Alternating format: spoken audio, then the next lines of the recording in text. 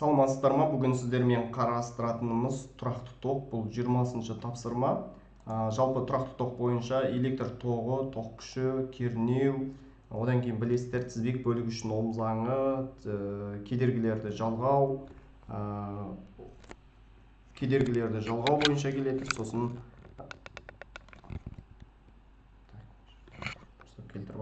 кедергілерді жалғау, одан кейін толық тізбекшінің Ом заңы, қысқа тұйықталу, электр тоғының жұмысы, сосын Joule-Lenz заңы деген сияқты заттар кездеседі. Бұл Б деңгейінің тапсырмасы, сонымен біз бастайық. Бірінші сұрақ: өткізгіште электрондардың қозғалысы көрсетілген дейді. Енді тоқтың бағыты қалай болады деп сұрап тұр. Енді жалпы тоқтың бағыты ол оң зарядтың бағытымен алынған. Өткізгіштердегі электрондардың бағыты мына жақта оңға қарай қозғалып жатса, онда тоқтың бағыты солға қарай қозғалады. Өйткені ол оң зарядтың бағытымен алынған. Онда электрондардың зарядын білесіздер, теріс заряд, сондықтан бұл жерде солға қарай қозғалады деген жауапты аласыздар. Келесі: тұрақты ток жүріп тұр. Металл сымның көлем қимасының ауданы әр секунд сайын. Әр секунд дегеніміз ол 1 секунд. Одан кейін электрондардың саны берілген. Электрондардың саны 4/5 көбейтілген 17 дәрежесі болып тұр. Енді осы жерде ток күшін тап дейді.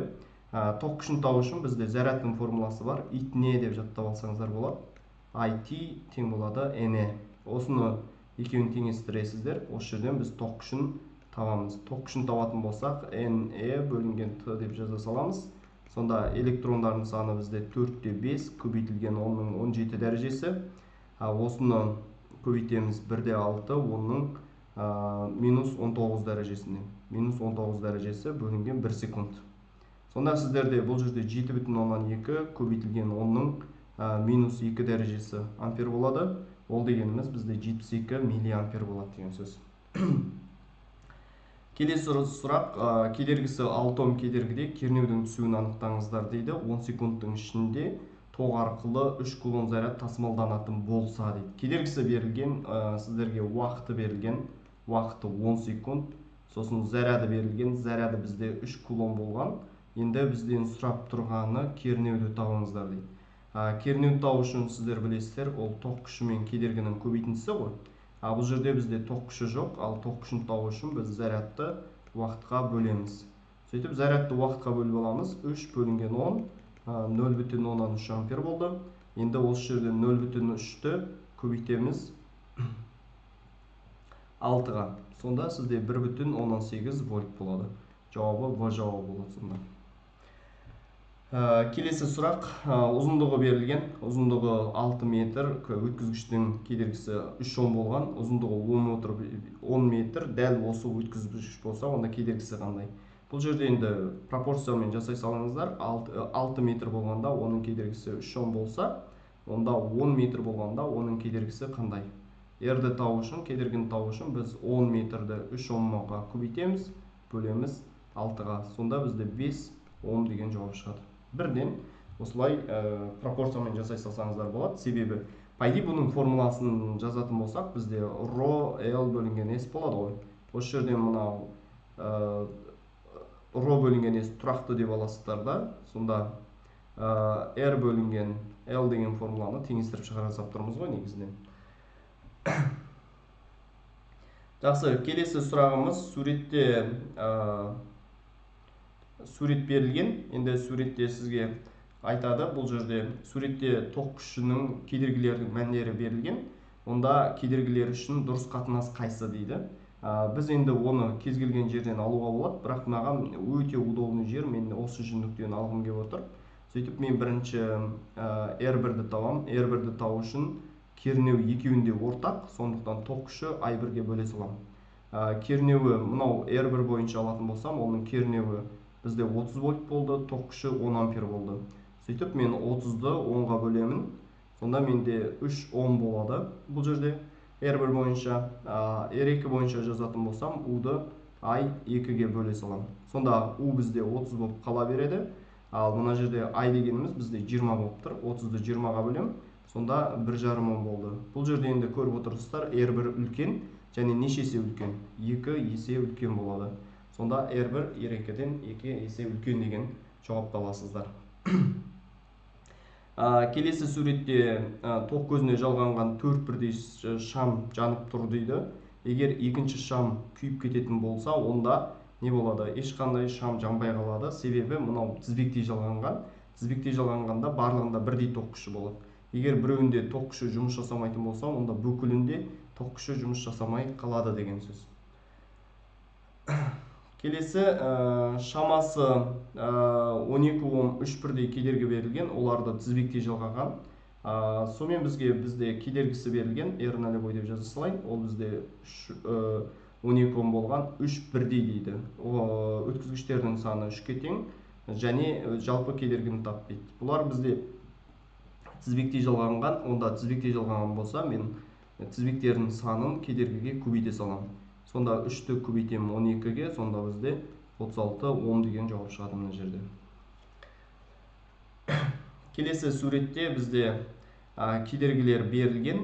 Жалпы кедергісі сізде мына жақта жалпы кедергі беріліп тұр. Ол бізде 150 Ом болды дейді, R3-ті тап дейді. Енді бұл есепті шығару үшін бізде жалпы кедергіні табу үшін бүкіл кедергілер тізбектей жалғанған бір сымның бойында тұр.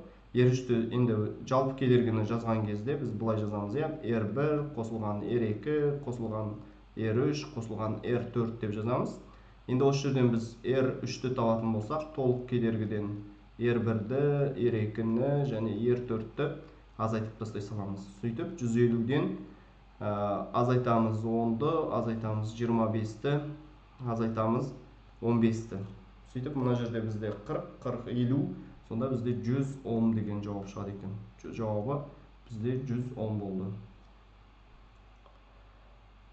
Келесі кедергілер берілген суретте берілген тізбектің жалпы кедергісін тап дейді. Мен бұл есепті шығарған кезде мына кедергілерді нөмірлеп ала саламын. Мысалы, мынаны R1 деймін, мына жерде R2, мына жерде мен R3 деп жазып алам. Енді бұл жерде R1 мен R2 бір-біріне параллель жалғанған, R3 оған тізбектей жалғанған. Сондықтан мен бірінші R1 мен R2-ні тауып алам. Параллель жалғанған кезде екеуін көбейтемін. Ол сөйтіп қосындысына бөліп тастаймын. Қосындысына бөліп тастаймын. Сонда менде 3 көбейтілген 6, қосындысы 3 көбейтілген 3 қосылған 6, сөйтіп 18-ді мен 9-ға бөлім, 2 Ом болды. Одан кейін мен барлық кедергіні табам. Общий кедергіні табу үшін мына екеуіне R3-ті қоса салам. Сонда 2, 2-ге 4-ті қосам, сонда менде 6 Ом деген жауап шығады бұл жерде. Бұл жерде жалпы кедергілерге байланысты есептер жалпы ОБТ-да өте көп кездеседі. Сондықтан сіздер осындай есептерді қарап отырыңыздар. Жақсы қарап алыңыздар. Сонымен мына есепте тағыдан нөмірлеп алғаным дұрыс. R1, мына жақта R2, мына жақта R3 деп алам, и мына жақта R4 деп алам. Мен бірінші R2 мен R3-ті алам. Енді қараңыздар, мынандай нәрсе бар. Егер кедергілері бірдей болса, біз өткізгіштің санына бөлеміз деген нәрсе бар да. Сонда R2-ні мен 2-ге бөле салам деген сөз. Өйткені бұл жерде 2 өткізгіш тұр ғой. Сонда 2-ні 2-ге бөліп тастаймын. Бұл жерде 1 Ом болды. Одан кейін бұл екеуі параллель жалғанған ғой. Параллель жалғанғанда бөлем, тізбектей жалғанғанда көбейтем. Одан кейін мен R1, R2, R3-ті табам. Ол үшін мен R1-ге, R2 мен R3-ті қоса салам. Сонымен 1-ге қосамын 5-ті, сонда бізде 6 Ом болды. Одан кейін R6 тоже тізбектей жалғанған, тағы да екеуі бірдей болып қалды. Сонда мен R жалпыны табатын болсам, енді жарайды, көбейте салайын. R2, R3 көбейтілген R4 деймін. R1, R2, R3 қосылған R4 деп шығарам. Сонда 6-ны 6-мен көбейтем, екеуінің қосындысына бөлем. 6-ны 6-мен көбейтсем 36, 12-ге бөлем, сонда 3 Ом деген жауап шығады екен бұл жерде.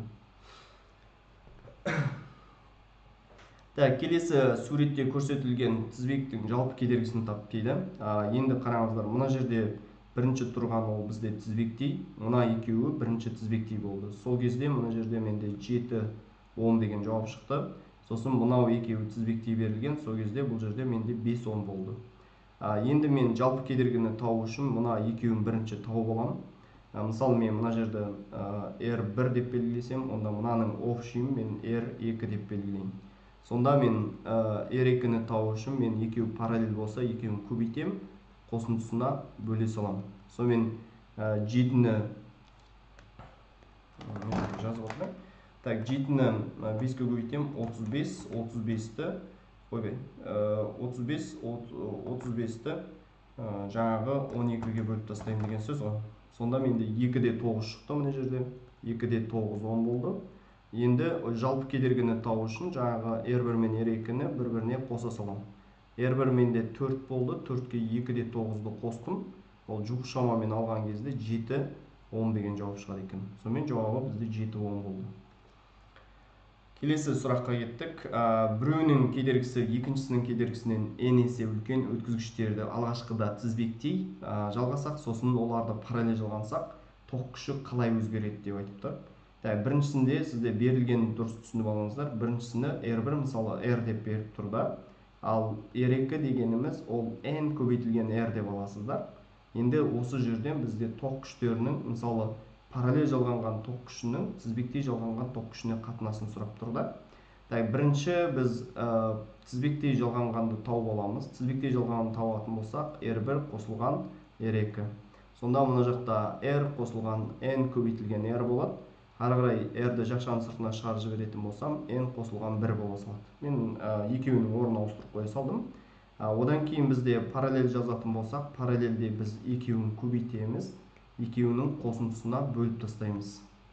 Сонда R1-дің орнына мен R-ді қойдым, мына жақта n R-ді қойдым. Енді екеуінің қосындысын уже мен жаңа тауып қойдым, сондықтан R көбейтілген n қосылған 1. Сөйтіп, мына екеуі қысқарды. Сонда бізде n көбейтілген R, мына жақта n қосылған 1 болды. Енді тоқ күштерін табамын. I параллель бөлінген I тізбектей деймін мысалы. I параллель тау үшін U-ды R параллельге бөлемін. R тізбектей тау үшін U-ды R тізбектейге бөлемін. Сөйтіп, U мен U бізде қысқарды. Сонда бізде бұлай болады. R тізбектей бөлінген R параллель болады. Орнына қоям. R тізбектейдің орнына мен R, мына жақта n қосылған 1-ді қоям, мына жақта n R-ді қоям, мына жақта n қосылған 1-ді қоям. Сөйтіп, мына екеуі бір-бірімен қысқарады. Ой, мына жерде кешірім сұраймын, мына жерде қысқартып қойдым, қате кетіп қалдым. Екеуі қысқармайды. Қазір басқа нәрсе қысқартып қойдым, қысқартам деп отырып, шатастырып жібердім. Қазір так, мына жерде біз R тізбектейдің орнына R қосылған n-ді қойдық, ал R параллельдің орнына nR, n қосылған 1-ді қойдық. Сөйткенде мына R мен R қысқарады. Мен осыны айтамын деп ананы айтып қойдым. Мынау жоғарыға барады, квадратталады. Сонда n қосылған 1 квадрат болады, бөлінген n деген жауап шығады. Сөйтіп, жауабы Б жауабы болады. n қосылған 1 бөлінген n есе артады деген жауапты аласыздар. Енді келесі есепте кедергілері 2 Ом және 3 Ом резисторлар тізбектей жалғаған, тізбек өтетін тоқ күші 2 ампер болса, резисторларды параллель жалғағанда өтетін тоқ күші қандай болды дейді. Сонымен бізде R2 Ом болды, R2 бізде 3 Ом болды. Тоқ күші тізбектей жалғаған кезде бізде 2 ампер болды. Енді бізден сұрап тұрғаны параллель жалғаған кезде тоқ күші қандай болады. Бұл жерде тізбек бөлігі үшін Ом заңын аласыздар. Біріншіде бұлай R тізбектейді тауып ала салайық бірінші. Сонда R тізбектейді тау үшін екеуін бір-біріне қосасыздар. Сонда 2-ге 3-ті қосамыз, 2 қосылған 3, ол бізде 5 Ом болды. Осы жерде біз кернеуді тауып алсақ болады, немесе енді параллельді тауып алайық. Параллельді табатын болсақ, екеуін көбейтеміз, қосындысына бөліп тастаймыз. Қосындысына бөлеміз. Сонда 2 мен 3-ті көбейттік, қосындысы бізде 2 мен 3-тің қосындысына бөліп тастадық. Сонда 1,2 Ом болды. Енді бізде кернеулер тұрақты болады. I тізбектей көбейтілген R тізбектей дейміз. Мына жақта I параллель көбейтілген R параллель деп аламыз. Сонымен мына екеуін бір-бірімен теңестіріп тастаймыз. Осы жерден біз I параллельді табатын болсақ, I тізбектей көбейтілген R тізбектей бөлінген R параллель дей саламыз. Сонда ай тізбектейбізде 2 болды. 2-ні көбейтеміз 5-ке, бөлеміз 1,2-ге. Сонда жоқ шамамен 8,3 ампер деген жауап шығады екен.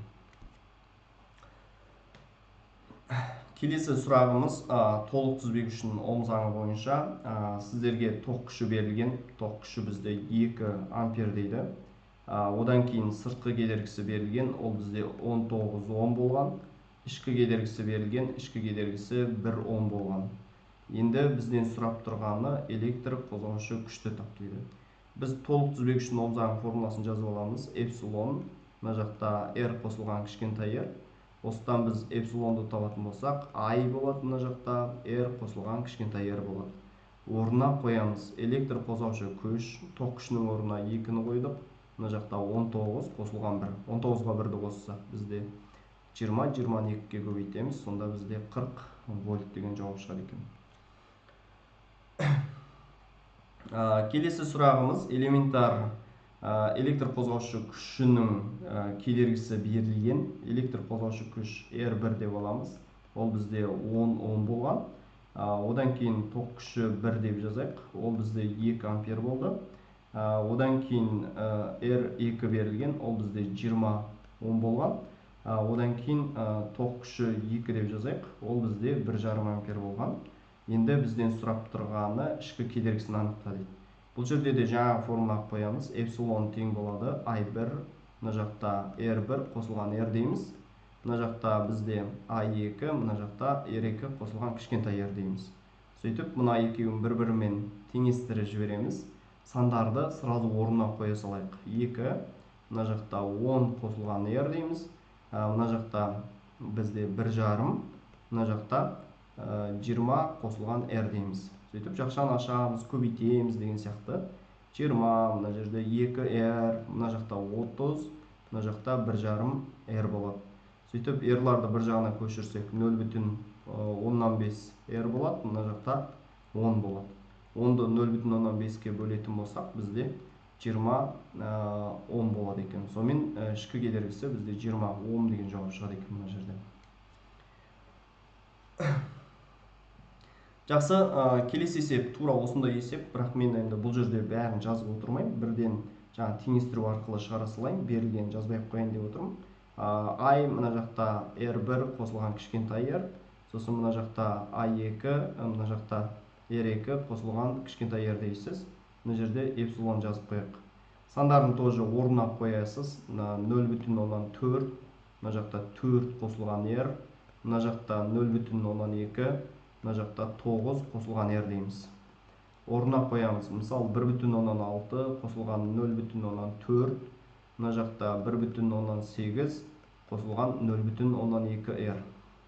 Сонда 0,2r тең болады 0,2-ге, r тең болады 1 Ом болды. Бұл бізде ішкі кедергі. Енді бізде ішкі кедергіні таптық, енді эпсилон табамыз. Оның біреуінің орнына қоя саласыз. Мысалы, жаңағы I1, мына жақта R1 қосылған R деген сияқты, осының орнына біз қоя салуымызға болады.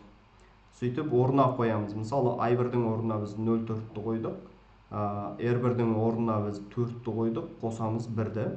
Сонда бізде мына жерде 2 вольт шығады. 2 вольт шықты. Енді қысқа тұйықталу дегеніміз бізде I максимум ғой. Ол эпсилонның R-ға қатынасы. Эпсилон дегеніміз біз жаңа таптық, 2 вольт болды. Кішкентай r дегеніміз 1-ге тең, сонда бізде 2 ампер деген жауап шығады екен. Бұның жауабы B болады сонда. Кішкене созылып кетіп жатыр мынау есептер, себебі кішкене шығару жолы кішкене ұзағырақ болады. Келесі есебіміз бізде электр қозғаушы күш бар. Ол бізде 2,4 вольт. Кедергісі берілген, тоқ күші берілген. Енді қысқа тұйықталудағы тоқ күші дейді. I максимумды табу керек. Бұл есепті шығарғанда бірінші жаңа толық тізбек үшін Ом заңы эпсилон, мына жақта R қосылған кішкентай r деп аламыз. Осы жерден біз ішкі кедергіні тауып аламыз. Ішкі кедергіні табатын болсақ, эпсилон бөлінген I азайтылған сыртқы кедергі деп аламыз. Сонда 2,4-ті біз 0,4-ке бөлеміз, азайтамыз 3-ті.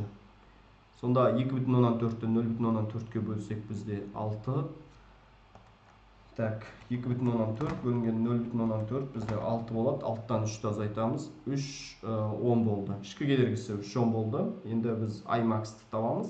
Ол үшін біз эпсилонды ішкі кедергіге бөле саламыз. Сонда эпсилон бізде 2-де 4, соны біз 3-ке бөлетін болсақ 0,8 ампер болады. Сонымен максимал тоқ күші 0,8 деген жауап шығады деген сөз бұл жерден. Так, енді келесі есепке тоқталайық. Әрқайсының кедергісі 20 вольт болған. Общий кернеу, жалпы кернеу берілген, ол 420 дейді. Ал сосын тоқ күші берілген, жалпы тоқ күші ол бізде 12 ампер. Енді жалпы тоқ күші ол мына жерде бізде 12 ампер болды. Мына жаққа келгенде тоқ күштері бөлініп кетеді. Енді бұл есепті шығарған кезде мен мына нүктедегі кернеуді тауып аламын. Мысалы U1 деп жазып қояйын. Осы U1-ді тауып үшін мен айды жаңа кішкентай r-ға көбейте саламын. Кішкентай r деп енді мынау солай жазылып тұрғаннан кейін шығара салып жатырмыз. Сонымен бізде i дегеніміз бізде 12, 12-ні 20-ға көбейтетін болсам, менде 240 вольт шықты. Енді 240 вольт болды. Енді мен мына тізбек, полный осы тізбектің барлығын мен U2 деп алам. U2-ні тауып үшін жалпы кернеуден U1-ді азайтып тастаймын. Сонда менде 420 азайтамыз 240, сонда бізде 180 вольт болады. 180 вольт болды. Енді маған тоқ күшін табу керек. Мына нүктедегі тоқ күшін табу керек. Маған осы жердегі тоқ күшін табу үшін мен осы жер параллель болғандықтан кернеу тұрақты болады ғой. Сонда U2-ні жаңағы r-ға қайта бөлем деген сөз.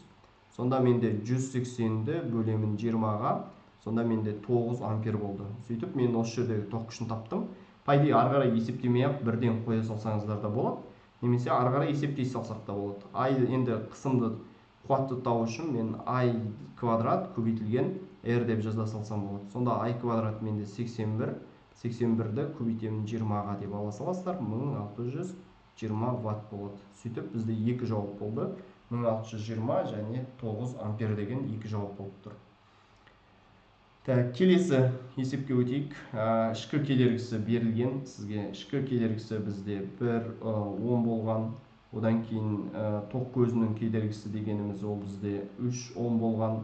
Тоқ көзінің қысқыштарындағы кернеу берілген, ол бізде 6 вольт болған. Енді бізге толық қуатты тап дейді. Толық қуатты табу керек. Так, бұл жерде енді толық қуатты табу үшін бізге электр қозғаушы күшті тауып алу керек. Немесе толық қуатты табу үшін бізге тоқ күшін тауып алуға да болады. Сонымен біз бірінші тоқ күшін тауып аламыз. Тоқ күшін табу үшін тізбек бөлгішінің Ом заңы U бөлінген R дейміз. U бізде 6, 3-ке бөлдік, 2 ампер болды. Енді толық қуатты тапқан кезде біз былай шығарамыз. I квадрат, мына жақта R плюс кішкентай r деп жаза салсаңыздар болады. Сонда 2-нің квадраты 4, R бізде 3, қосылған 1. Сонымен 4-ті 4-пен көбейтем, менде 16 ватт деген жауап шығады екен. Толық қуат менде 16 ватт деген жауап шықты. Келесі бізде электр кернеуі берілген. Электр кернеуі берілген.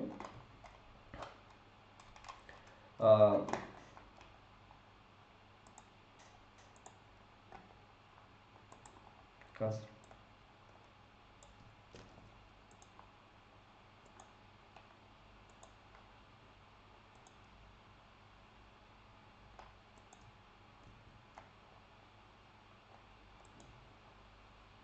Жақсы, келесі есебіміз бізде электр кернеу берілген. Кернеу бізде 120 вольт болған, 120 вольт. Толық кедергісі берілген, толық кедергісі бізде 40 Ом болған. Енді электромотордың алатын максимал қуаты және тізбектегі тоқ күші қандай болған дейді. Бірінші біз тоқ күшін тауып алсақ болады. Тоқ күшін табу үшін біз кернеуді кедергіге бөліп тастаймыз. Кернеу бізде 120, 120-ны 40-қа бөлеміз. Сонда бізде 3 ампер болды. Енді біз максимал қуатын тап дейді. Қуатты табу үшін біз бұлай жаза салсақ та болады. U квадрат бөлінген R. 120-ның квадраты 14400, осыны бөлеміз, біз 40-қа деп есептей салсақ болады. Сонда бізде жауабы 360 ватт деген жауап болады екен. Сонымен 360 ватт және 3 ампер деген қазір дұрыс есептедім ба, қарай саламын. 14400 бөлеміз 40-қа 360 Вт. Дұрыс. Сонымен осындай жауап болады екен. Так, келесі сұрағымыз бізде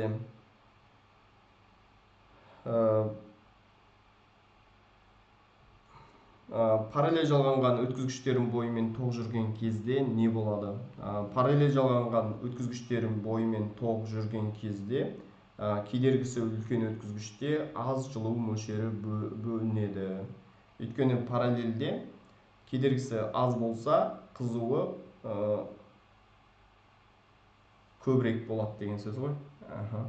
Сондықтан жылу мөлшері аз болады бізде. Сонымен жауап бұл жерде А болды. Келесі 22-ші соңғы есеп. Так, кедергісі берілген сіздерге. Кедергісі бізде 12-де 4 Ом болған. Ішкі кедергісі берілген. Ішкі кедергісі 0,1 Ом болды. Электр қозғаушы күш берілген. Ол бізде 6 вольт болды. Енді уақыт берілген. Уақыт 10 минутты секундқа айналдырып жібереміз. Сонда бізден резисторда бөлінетін жылу мөлшерін тап дейді. Так, біз резистордағы бөлінетін жылу мөлшерін табу үшін бірінші біз тоқ күшін тауып аламыз. Ол үшін толық тізбек үшін Ом заңын қолданамыз. R плюс кішкентай r. Сөйтіп біз 6, мына жақта 12-де 4 қосылған 0,1 болады. Так, сонымен мына жақта 6-ны бөлемін 12-де 5-ке дей саламын. Сонда менде мына жақта 0,148 ампер болды. Енді мен резистордағы жылу мөлшерін табатын болсам, I квадрат көбейтілген R көбейтілген T деген формулаға салам. Сөйтіп 0,48-ді квадраттаймын. Сонда менде 0,2304 болды. Кедергісі менде 12,4 болады. Енді осыны 600-ге көбейтем деген сөз ғой. Сөйтіп мен мына жерде 12,4 көбейтемін 600 деп тастаймын. Сонда жоқ шамамен менде 1700 шықты. Жауабы 1700 деген жауап шығар екен. Міне құрметті оқушылар, бүгін біз сіздермен тұрақты тоққа байланысты есептерді талқылап тастадық. Сіздерге ұнаса лайк басып достарыңызбен бөлісуді ұмытпаңыздар.